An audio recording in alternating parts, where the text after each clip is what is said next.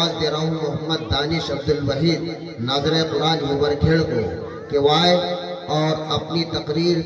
تعمیر انسانیت میں مدارس اسلامیہ کا کردار کو موضوع سخن بناتے پیش کریں۔ السلام علیکم ورحمۃ اللہ وبرکاتہ۔ الحمد للہ وکفا وسلام علی عبادہ الذین اصطفیٰ، اما بعد، اعوذ باللہ من الشیطان الرجیم، بسم اللہ الرحمن الرحیم۔ فلولا نفر من كل فرقة منهم طائفة ليتفقهوا في الدين ولينذروا قومهم إذا رجعوا إليهم لعلهم يحذرون۔ علی وقار معزز مکرم علماء کرام، قابل احترام حضرات اساتذہ اکرام اور عزیز سامعین محفل، آج کی اس پرنور اجلاس میں میری تقریر کا موضوع سخن ہے تعمیر انسانیت میں مدارس اسلامیہ کا کردار۔ حضرات اکرامی، مدارس اسلامیہ کے نام سے سرزمین ہند بلکہ پوری دنیا میں جو ادارے آج قائم ہیں وہ علوم اسلامیہ اور دینی تعلیم و تربیت کا مرکز ہونے کی حیثیت سے صفحہ نبوی صلی اللہ علیہ وسلم کی یادگار ہے، وہ اپنا رشتہ اسی سے جوڑتے ہیں، اور یہ انتخاب قابل فخر بھی ہے اور قابل قدر بھی۔ مدارس اسلامیہ علمی، فکری، ملی اور وحدت کا عظیم مرکز بھی ہے اور تعمیر انسانیت کی آماجگاہ بھی۔ ہندوستان میں موجودہ عظیم اسلامی درسگاہوں اور اسلامی اداروں کی تاریخ اس کی شاہدت ہے کہ یہ مدارس جنہیں ہم دارالعلوم دیوبند، دارالعلوم ندوۃ العلماء اور مظاہر العلوم کے نام سے جانتے ہیں، محض کتابیں پڑھانے والے اور مدرس و امام بنا کر فارغ کر دینے والے مدارس ہی نہیں،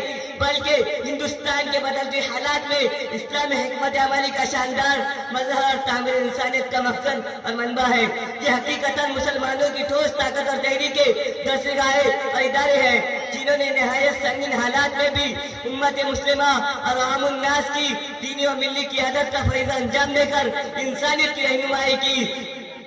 حضرات گرامی، ہم سب کو معلوم ہونا چاہیے کہ ایک دینی مدرسے کا مقام اور منصب کیا ہے۔ مدرسہ سب سے بڑی کارگاہ ہے جہاں عالمگیری اور مرتوم سازی کا کام ہوتا ہے، جہاں دین کے داعی اسلام کے سپاہی تیار ہوتے ہیں۔ مدرسہ عالم اسلامی کا بجلی گھر اور پاور ہاؤس ہے جہاں سے اسلامی آبادی بلکہ انسانی آبادی میں بجلی تقسیم ہوتی ہے۔ مدرسہ وہ کارخانہ ہے جہاں قلب و نگاہ اور ذہن و دماغ ڈلتے ہیں۔ مدرسہ وہ مقام ہے جہاں سے پوری کائنات کا احتساب ہوتا ہے اور پوری انسانی زندگی کی نگرانی کی جاتی ہے، جہاں کا فرمان پورے عالم پر نافذ ہے جبکہ عالم کا فرمان اس پر نافذ نہیں۔ مدرسے کا تعلق کسی تقویم، کسی تمدن، کسی عہد، کسی کلچر، کسی زبان و ادب سے نہیں کہ اس کے قدامت کا شعبہ اور اس کے زوال کا خطرہ ہو۔ اس کا تعلق اس انسانیت سے ہے جو ہر دم جوا ہے۔ مدرسے کا تعلق اس زندگی سے ہے جو ہر وقت روا دوا ہے۔ مدرسہ در حقیقت قدیم و جدید کی بحثوں سے بالاتر ہے، وہ تو ایسی جگہ ہے جہاں نبوت محمدی صلی اللہ علیہ وسلم کی ابدیت اور زندگی کا نمو اور حرکت دونوں پائے جاتے ہیں۔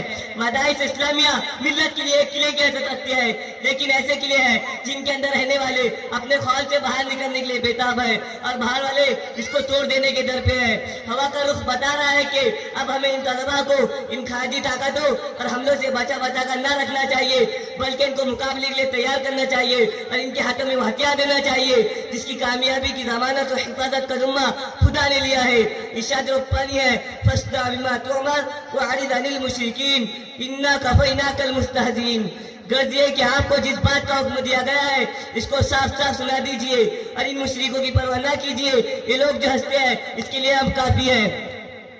دشمنی ہی صحیح لیکن ذیشان بنا دیں گے، نفرت کو محبت کا عنوان بنا دیں گے، کچھ روز مدارس میں دن رات گزار اپنے، یہ مدارس تجھے بھی انسان بنا دیں گے۔ محترم حضرات، آج مدارس اسلامیہ کے فرزندوں سے حالات کا مطالبہ ہے کہ وہ اس عالمگیر طوفان کا مقابلہ کرنے کے لیے کمر باندھ لے اور مدارس اسلامیہ کے اس قدیم اور زرین دور کی یاد اپنے قولام اور فکر تازہ کر دے جس نے پورے ہندوستان کے طول و عرض میں ایک نئی روح پھونک دی تھی، اور اس کو فکر و عمل، تعلیم و تربیت، اصلاح معاشرہ اور تعمیر انسانیت کے میدان میں ایک تاریخ ساز عہد آخری تجربے سے آشنا کیا تھا، اور آج بھی اس کی اشد ضرورت ہے۔ لہٰذا انسانی معاشرے کی اصلاح اور تعمیر انسانیت کا فریضہ انجام دینے کے لیے مدارس کے طلبہ علمی استعداد میں زوال کا مقابلہ علم کے ہتھیار سے کرے، علوم قرآنیہ اور حدیث نبیہ میں کمال و دستگاہ پیدا کرے، معاشرے کو خرید سے سمجھنے کی کوشش کرے، معاشرے کے افراد اور خصوصاً نئی نسل شہر شہر گاؤں گاؤں قریہ قریہ جا جا کر وہاں کے باشندوں سے مل مل کر